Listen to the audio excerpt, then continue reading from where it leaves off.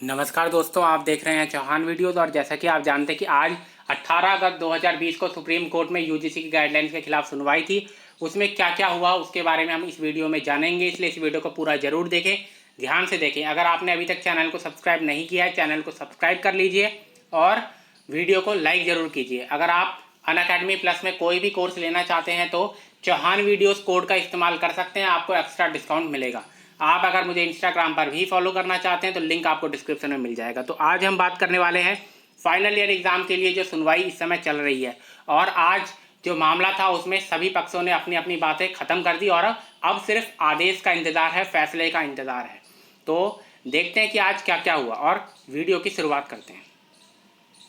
तो आप यहाँ पर देख सकते हैं लिव लॉ इंडिया का ये ट्विटर अकाउंट है ऑफिशियल, जिसमें आपको सुप्रीम कोर्ट में कोई भी केस की हेयरिंग चल रही है उसकी लाइव अपडेट आपको मिल जाती है। तो यहाँ पर आज आलोक श्रीवास्तव जी ने अपनी दलीलें पूरी कर दी। इससे पहले जो पिछली हेयरिंग थी उसमें अशोक मनु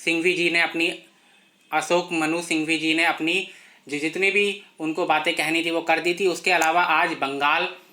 की सरकार की तरफ से भी अपनी दलीलें रखी गई, साथ में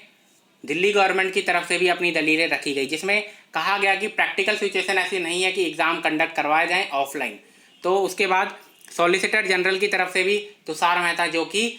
यूजीसी का केस लड़ रहे हैं उनकी तरफ से भी काफ़ी बातें कही गई, जिसमें से कुछ इंपॉर्टेंट थी। I don't wish to travel in the area of whether centre is supreme और स्टेट इज सुप्रीम, यानी कि वो उस बात पर नहीं जाना चाहते कि सेंटर सुप्रीम है या फिर स्टेट सुप्रीम है, लेकिन यहाँ पर जो आदेश देने का अधिकार है पूरे देश के लिए वो सेंटर को ही होता है और यूजीसी की जो गाइडलाइंस है उनको स्टेट ओवर रूल नहीं कर सकता। ठीक, तो यहाँ पर उनकी तरफ से ये कहा गया। उसके बाद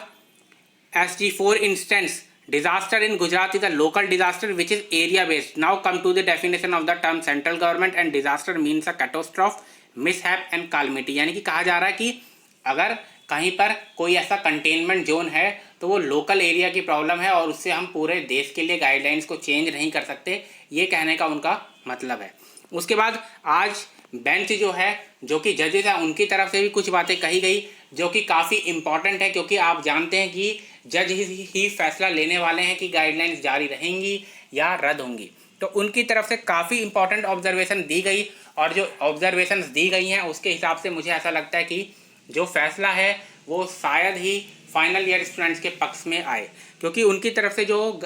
यहाँ पर ऑब्जर्वेशन दी गई, सबसे पहले this much is clear the only question that needs to be answered is whether a university decision can override the guideline, यानी कि कहा जा रहा है कि यहाँ पर क्वेश्चन ये है कि क्या यूनिवर्सिटी का डिसीजन गाइडलाइंस को भी ओवरराइड कर सकता है यूजीसी की। तो उनकी तरफ से एक कहा गया है कि ये वो इस मामले को इस तरीके से देख रहे हैं। उसके बाद उनकी तरफ से जो कहा गया, under this act the central government does have the supremacy to decide. Solicitor general जो है वो कह रहे हैं कि सेंट्रल गवर्नमेंट जो है उनके पास ये सुप्रीमेसी है कि वो डिसाइड करे, यानी कि उनका कहने का मतलब यह है कि यूजीसी जो है वो स्टेट गवर्नमेंट से ऊपर है और स्टेट जितने भी स्टेट्स हैं उनको वो बाध्य हैं कि वो उनकी आदेश को माने। ठीक, उसके बाद bench ask SG Mehta, solicitor general Mehta को कहा जा रहा है कि if there is a certain solution in a state situation in a state can the UGC override the state and mandate for the exam is to still be held, how can that happen, यानी कि अगर किसी state में एक certain situation है, यानी कि किसी स्टेट में कोविड की सिचुएशन मान लीजिए कि काफ़ी ख़राब है, तो क्या यूजीसी ओवरराइड कर सकती है स्टेट और एग्ज़ाम करवा सकती है कि किस तरीके से होगा। तो उनसे ये बात पूछी जा रही है। SG makes a final submission that the entire country is working. Solicitor general की तरफ से कहा गया यहाँ पर कि पूरा देश इस समय काम कर रहा है, यानी कि ऑफिस जाने वाले लोग ऑफिस जा रहे हैं और बाकी भी छोटे मोटे जो काम होते हैं या फिर जो भी काम होते हैं वो नॉर्मल तरीके से चल रहे हैं। साथ में उन्होंने एक और चीज़ कही, the students are 21-22 year old, और जो स्टूडेंट हैं इस समय जिनके बारे में बात हो रही है, इनकी फाइनल ईयर एग्ज़ाम के स्टूडेंट, वो 21 से 22 साल के बच्चे हैं और ये मानना मुश्किल है कि वो घर से बाहर ही नहीं निकलते या इस 6 से 7 महीने के अंदर घर से बाहर ही नहीं निकले होंगे। यानी कि उनका कहने का मतलब ये है कि सिर्फ एग्ज़ाम देने के लिए ना देखा जाए। और उनकी तरफ से ये कहा गया कि ऐसा नहीं है कि मार्च से जब से लॉकडाउन चालू हुआ तब से जो 21 से 22 साल के बच्चे हैं, जो फाइनल ईयर एग्ज़ाम के बच्चे हैं, वो घर से अपने बाहर ही नहीं निकले। तो उनकी तरफ से कहा जा रहा है कि ये एक तरह का एक्सक्यूज़ है जो कि दिया जा रहा है एग्ज़ाम को पोस्टपोन करवाने के लिए। SG finally notes that the university can seek for the deadline to be pushed. However, they cannot take the decision to confer degree without holding exam. यानी कि ये काफ़ी इंपॉर्टेंट है जो कि सॉलिसिटर जनरल ने कहा कि university can seek for the deadline to be pushed, यानी कि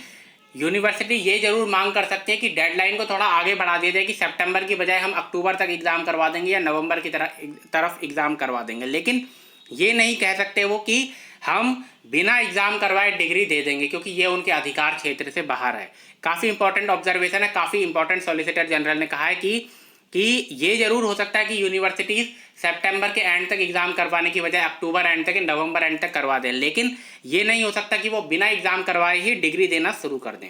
ठीक, supreme court now closes the hearing, all counsels have been directed to submit a note on their submission within 3 days। और supreme court ने जो है मामले की जो सुनवाई है उसको बंद कर दिया, यानी कि अब सभी पक्षों ने अपनी अपनी बातें रख दी हैं और अब उन सबको कहा गया कि अगले 3 दिनों के अंदर वो इनको जो भी उनकी बातें थी, जो भी उनके पॉइंट्स थे, उनको नोट करके सबमिट करवाए सुप्रीम कोर्ट के अंदर और जल्द ही मामले की फैसला आ सकता है। यहाँ पर जो पूरी मामले की सुनवाई हुई है, अगर हम शुरुआत से अब तक देखें तो जजेस ने जो ऑब्जर्वेशंस दी है या फिर जिस तरीके से मामले की सुनवाई चली है, खासकर हमें ये बात नहीं भूलनी चाहिए कि जो नीट के ऊपर कल फैसला आया है, अगर आप थोड़ा न्यूज़ में रहते हैं या न्यूज़ की जानकारी रखते हैं तो नीट और जी के ऊपर भी कल फैसला आया है, जिसमें जी और नीट वाले स्टूडेंट के लिए सुप्रीम कोर्ट ने इसी तरीके की पोस्टपोन करने की एक याचिका खारिज कर दी है। इंटरेस्टिंग बात यह है कि वो जो याचिका लगाई थी वो भी आलोक श्रीवास्तव जी ने ही लगाई थी, तो उनकी जो याचिका है वो कल खारिज की जा चुकी है। किसके मामले में? नीट एग्ज़ाम जो होता है उसके मामले में और जी एग्ज़ाम जो होता है उसके मामले में। तो उसमें एक पहले ही याचिका खारिज की जा चुकी है। सारी जो उनके पॉइंट्स थे, यानी कि जो उन्होंने दलीलें दी थी, वो नीट में भी वही दलीलें दी थी जो आज वो यूजीसी में दे रहे हैं, लेकिन उनकी दलीलों को कल खारिज किया जा चुका है। तो अब इसमें क्या फैसला आएगा वो देखने वाली बात होगी, लेकिन अगर हम इसको देखें और शुरुआत से लेकर एंड तक जो इसमें सुप्रीम कोर्ट की तरफ से जगह जगह पर ऑब्जर्वेशन दी गई, उसमें ऐसा लगता है कि फाइनल ईयर के एग्ज़ाम जो है वो कैंसिल नहीं होंगे। ये मेरा ओपिनियन है कि